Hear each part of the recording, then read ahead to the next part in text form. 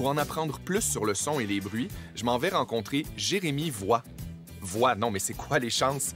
Il mène des recherches sur le bruit en milieu de travail, donc lui, le son, il connaît ça. Jérémy, d'entrée de jeu, c'est quoi concrètement un bruit? Alors, un bruit, un son, en réalité, c'est la même chose. À la base, c'est finalement une onde acoustique qu'on appelle mécanique. Et ce que l'on va propager, finalement, c'est une petite variation de pression de particules d'air qui vont se succéder comme ça et se mettre à, finalement, se propager dans le temps, dans l'espace. Une onde, c'est un peu comme une vague. Voilà, c'est une perturbation. Et c'est un bon exemple parce que la vague fait juste déplacer l'eau. Pense à de la bouée reste sur place en réalité. Ouais. Et je te propose... L'ingénieur qui a toujours un slinky dans sa poche. Toujours. Super. Je te propose de tenir l'extrémité. OK. Je vais tenir l'autre. Et on va regarder comment une onde mécanique va se propager. Alors allons au sol. OK.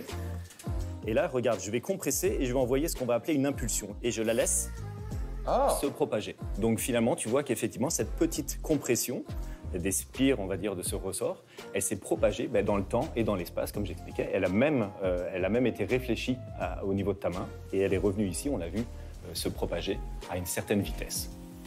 OK, je comprends. Donc, le son voyage, puis il va comme se cogner sur certaines surfaces pour faire sa trajectoire. Exactement. Donc, les ondes acoustiques vont dans toutes les directions de l'espace et rebondissent sur toutes les surfaces qu'elles rencontrent. Jérémy m'amène dans une salle anéchoïque, c'est-à-dire une salle sans écho. C'est une pièce vraiment particulière, très silencieuse. Les chercheurs l'utilisent pour mesurer les sons avec précision. Ces dièdres qui sont finalement des petites pyramides qui vont venir absorber les sons. Donc l'onde va se perdre en fait à l'intérieur de ces réflexions, de ces méandres et ne revient jamais à l'oreille. Là, ça, je l'ai compris, comment les ondes voyagent, le son voyage dans l'air. Mais concrètement, y a-t-il une façon de le voir? Alors, jusqu'à récemment, c'était très difficile de voir les sons. On pouvait les mesurer avec des microphones, des sonomètres. Depuis peu de temps, on a effectivement ce qu'on appelle des antennes acoustiques. Alors, je vais t'en montrer une. C'est d'ailleurs un prototype qui a été développé ici, au Québec. Voilà, donc avec cette caméra acoustique, ce que je te propose de faire, c'est de regarder comment le bruit est émis sur 2 balayeuses. Alors, la première que tu as devant toi, c'est le modèle original, pas économique. Et le deuxième, c'est un modèle qu'on a fait lors de notre cours d'acoustique ici à l'ETS. Avec des étudiants, l'ont retravaillé la balayeuse pour réduire le bruit à la source et la rendre finalement moins bruyante. OK.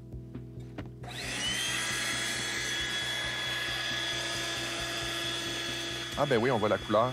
Donc on voit très clairement que ça provient effectivement de l'aspiration, on va dire, de la balayeuse, Ouais. et non pas par exemple de sa bouche. Ouais. Donc c'est quelque chose qui sera intéressant pour l'ingénieur pour savoir comment reconcevoir. Donc je te propose d'éteindre et de rallumer la deuxième. OK, je comprends. C'est que ça peut vous aider à cibler le son. Exactement. Et là, tu vas voir, étonnamment, Ah, mon Dieu.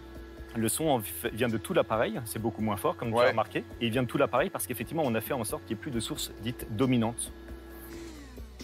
Donc, ce que je comprends avec cet outil-là, c'est qu'on peut réussir à identifier la source de certains sons qui peuvent être agressants, voire même dangereux sur certains éléments pour pouvoir les améliorer. Est-ce qu'il y a des bruits qui sont reconnus pour être agressants? Ce que je te propose, c'est de regarder effectivement le palmarès un petit peu des sons les plus désagréables. Je fais juste regarder ce que tu viens de me pointer, puis ça me donne déjà des frissons. Attention, ça part. Ah! C'est ça. On y est. Un deuxième.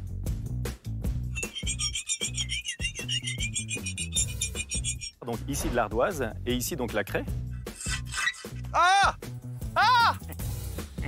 Ah! Ça vient tellement me chercher loin, là. Si tu ne sais pas faire qui c'est la craie, ce que je te propose, c'est ceci. Je peux pas ce son-là. Mon Dieu, ça vient tellement... Aïe, aïe, aïe, aïe, aïe.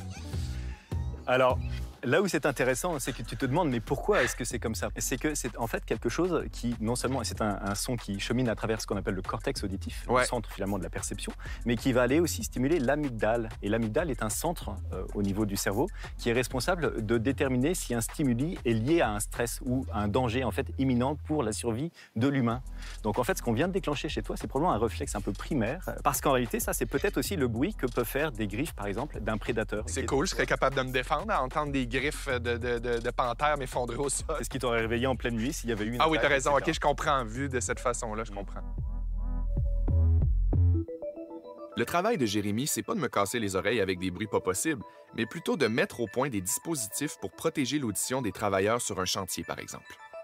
Alors en fait, on va chercher évidemment à protéger l'oreille le mieux possible et à vérifier que ce que l'on a obtenu est efficace. Donc on va devoir tester ce qu'on appelle l'atténuation du protecteur auditif grâce à un équipement qui est en fait une chambre parfaitement silencieuse dans laquelle on va te faire des tests qu'on appelle audiométriques. Donc là, Félix, ce qu'on va faire, c'est qu'on va te présenter les stimuli sur les haut-parleurs. Donc tu vas entendre ces sons. Et lorsque tu les entends, je te demanderai simplement de maintenir ton doigt appuyé. Tu vois, la LED s'allume. Okay. Et lorsque tu ne les entends plus, tu relâches simplement. Super. D'abord, on me fait entendre des sons sans bouchon pour mesurer le seuil normal d'audition de mon oreille. Puis j'enfile un appareil qui bouche mes conduits auditifs et filtre certaines fréquences. On me fait ensuite réentendre les mêmes sons pour voir si mon seuil d'audition change. Évidemment, comme l'appareil atténue ce qui entre dans mon oreille, le son doit être beaucoup plus fort pour que je le perçoive, et c'est cette différence que le test tente d'évaluer. Voilà, donc écoute, ici, on voit les 3 fréquences qu'on a testées. Donc lorsque tu avais l'appareil dans l'oreille, tu entendais beaucoup moins bien les stimuli, n'est-ce pas? Et donc on a été obligé de les augmenter de niveau. Et cette augmentation de niveau, évidemment, c'est exactement l'atténuation pour cette fréquence donnée. Donc, on monte, tu vois, entre 20 décibels, 30 et 39 décibels d'atténuation. Donc le bouchon, tu l'avais en fait comme quoi ça fonctionne extrêmement vraiment bien mis. Mais c'est vraiment intéressant de constater qu'on peut vraiment comme contrôler ce qui rentre dans nos oreilles, parce que je sais que dans certains milieux, dans certains domaines, ça peut devenir problématique, ça peut devenir même dangereux. On a parlé des travailleurs de la construction notamment. Puis moi, avec l'essai de ce dispositif-là, je suis vraiment en mesure de constater que mon oreille est vraiment moins agressée par les sons la deuxième fois que la première fois sans le dispositif. Exactement. Donc c'est exactement ça le principe, l'atténuation. Longue vie à ce beau succès! Merci, Jérémy.